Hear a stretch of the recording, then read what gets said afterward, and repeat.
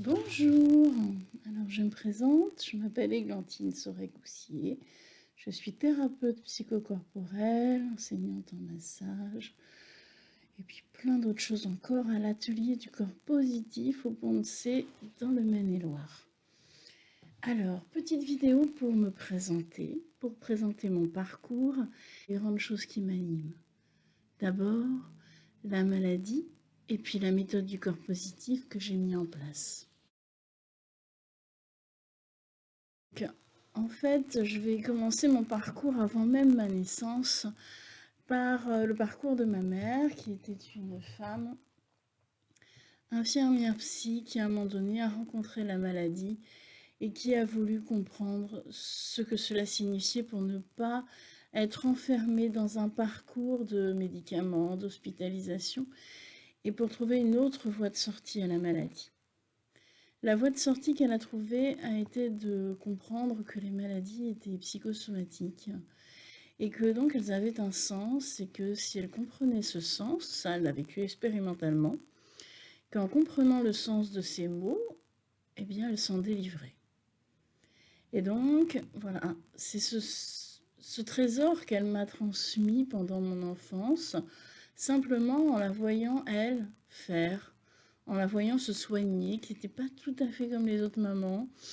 Elle prenait pas de médicaments, elle pleurait, elle sentait, elle s'enfermait dans sa chambre pendant quelques heures, et puis elle en ressortait guérie, très rapidement, en traversant la souffrance.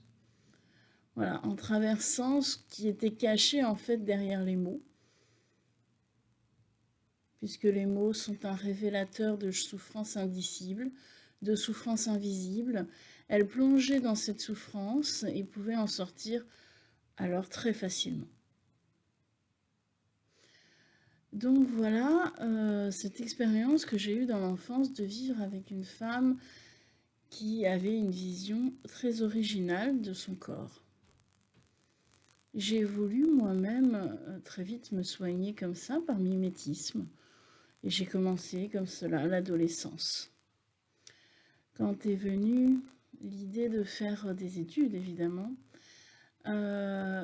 cette conviction que j'avais en moi que mon corps était un révélateur de souffrances dissimulées, a rencontré ma propre histoire, c'est-à-dire ma propre histoire d'enfant malade, puisqu'à l'âge de 4 ans et demi, j'ai contracté une maladie qui s'appelle l'ostéochondrite juvénile de la hanche.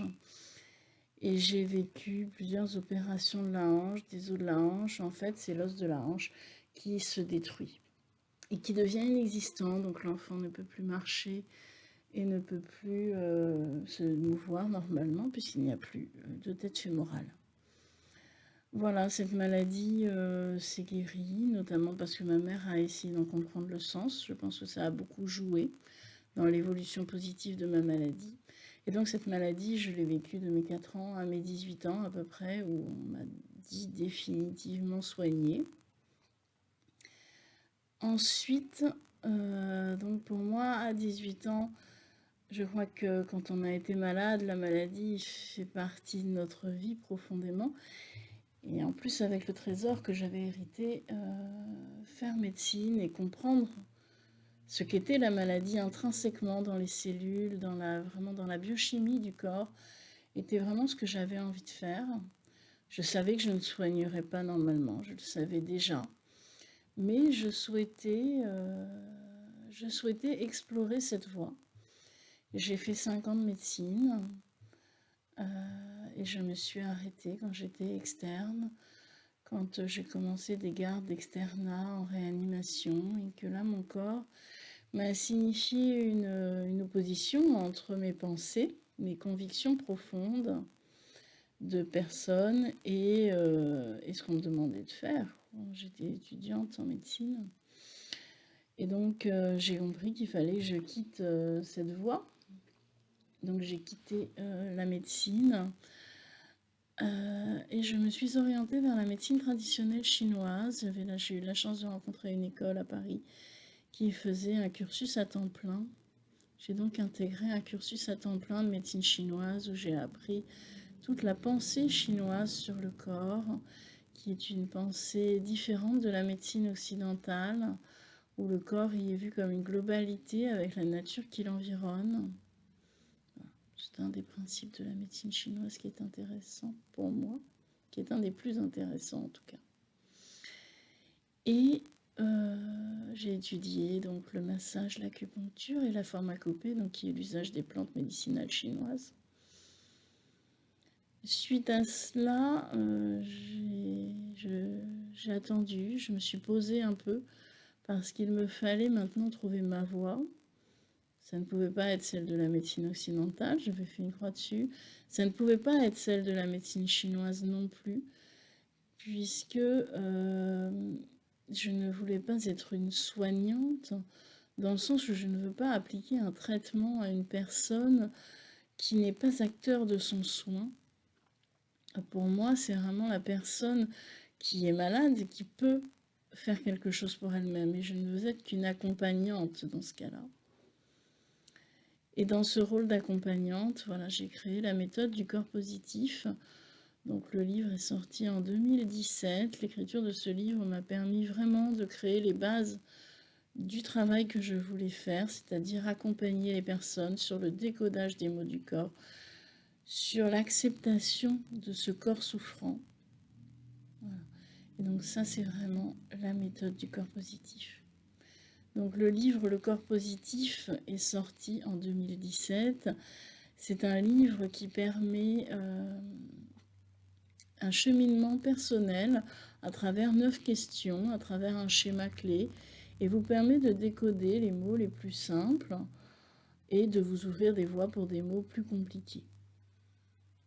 Voilà, cette méthode, c'est un complément à la médecine traditionnelle, occidentale ou chinoise ou alternative, quelle qu'elle soit.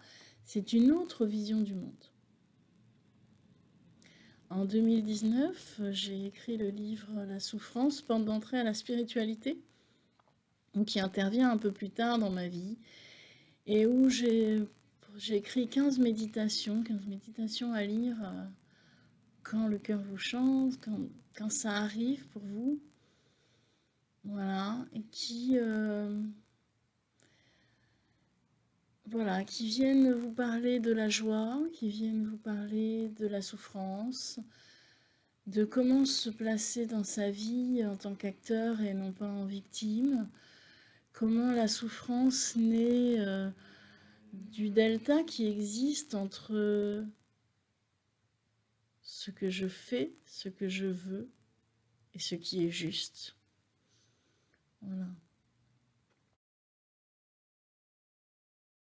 Le massage, je l'ai rencontré un peu par hasard, peut-être en médecine chinoise, où je ne m'attendais pas à ce que ça me plaise autant. En fait, le massage, pour moi, c'est une proposition, c'est une façon de proposer au corps de l'autre une autre manière de fonctionner. C'est une attention portée à l'autre, une sorte de soin maternel, de dire à l'autre, tu existes dans ton corps, tu existes dans ton être profond et je te reconnais et je prends soin de toi. Voilà pour moi ce qui est le massage. Alors le massage aujourd'hui, je le donne, enfin je l'offre lors des soins que je fais en cabinet, donc soit massage ciblé, soit des massages voyage, c'est-à-dire des massages un peu plus longs dans un univers particulier. Je m'amuse à cette créativité. Mais ce sont aussi des massages que j'enseigne, parce que pour moi le massage, ça doit se répandre, ça doit rentrer dans toutes les familles, ça doit faire partie du quotidien de chaque personne et de chaque personne qui vit ensemble pour prendre soin l'un de l'autre. Et puis après, dans ma vie, est arrivée la méditation guidée, donc le yoga nidra, plus particulièrement. Comment j'ai rencontré le yoga nidra, je ne saurais pas dire, c'est arrivé par petites touches. J'en ai entendu parler à plusieurs moments de ma vie, et puis à un moment donné, c'est venu, j'ai voulu me former au yoga nidra. Parce que je voulais apporter aux personnes que j'accompagne une manière de se poser et d'avancer vers l'acceptation. Parce que le corps positif aide beaucoup, la discussion qu'on peut avoir en thérapie va beaucoup aider à la compréhension. Mais l'acceptation, on peut vraiment la travailler par la méditation guidée. On peut la travailler aussi autrement, mais par la méditation guidée, c'est une voie vraiment intéressante où vous vous retrouvez face à vous-même, vous replongez dans votre intériorité. On y découvre des choses parfois souffrantes, parfois très heureuses, parfois très joyeuses. Voilà, et on y découvre ce qu'on est, hein, en fait, à l'instant où on est. C'est une rencontre avec soi-même, dans la détente de l'être. C'est-à-dire que votre corps est complètement détendu, et donc vous pouvez vraiment rencontrer ce qui est à l'intérieur de vous.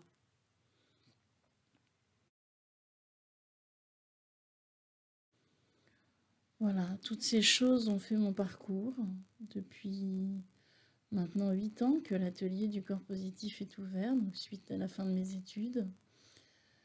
Il y a aussi les stages, donc j'anime des stages sur l'île de Groix depuis 2017. Je vous enseigne aussi des bouts de la médecine chinoise, pas la médecine chinoise en totalité. J'en serais bien incapable tellement c'est important. Mais simplement des bouts pour vous permettre de mieux comprendre votre corps, pour vous permettre de prendre conscience et connaissance de qui vous êtes et de comment vous fonctionnez. C'est la base pour mieux se comprendre et pour appliquer le corps positif par la suite. Voilà. Merci de m'avoir écouté. Et puis au plaisir de se rencontrer. Au revoir.